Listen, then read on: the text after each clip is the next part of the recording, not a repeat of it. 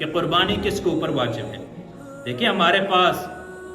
اب یہاں پتہ چل جائے نا بھائی لاکھ روپے 80,000 روپے کی زمین مرلہ مل رہی ہے، ہم میں سے غریب آدمی پیسے جمع کر کے زمین خریدے گا،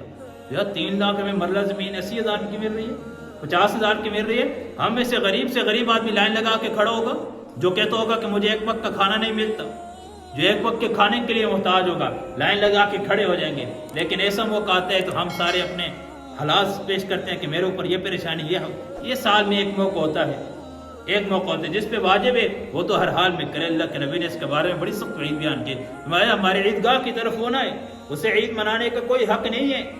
جو قربانی واجب ہوتے ہوئے نہ کرے۔ جس آدمی کے پاس 52.5 تولہ چاندی یا اس کی قیمت یا سونے کی مقدار اتنی ہو کہ جس کی قیمت 52.5 تولہ چاندی کو پہنچ رہی ہو، یا مال تجارت کے اندر تقریباً 1.5 لاکھ کے لگ بھگ بنتی ہوگی،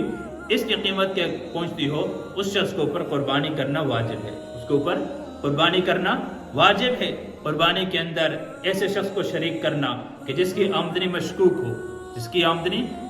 اس کو اپنے ساتھ شریک نہ کریں، بلکہ سب کی قربانی ضائع ہو جائے گی۔ اور ایسا آدمی جو جس کی آمدنی مشکوک ہے، اس کو چاہیے کہ وہ اپنے لیے الگ کوئی بکری وغیرہ کوئی دمبا وغیرہ لے لے۔ ہاں شرط یہ ہے کہ جو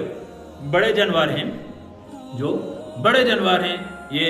گائے وغیرہ، بھینس وغیرہ، بیل وغیرہ، ان کو کم از کم 2 سال ان کی عمر ہونی چاہیے، اور جو بکرے وغیرہ بکرا وغیرہ یہ ہے دمبا ہے بکرا ہے، اس کی 1 سال ہونی چاہیے۔ دمبا ہے اگر وہ 6 مہینہ کے بھی ہے لیکن قد و قامت کے اندر بڑا ہے، سال والوں کے اندر اگر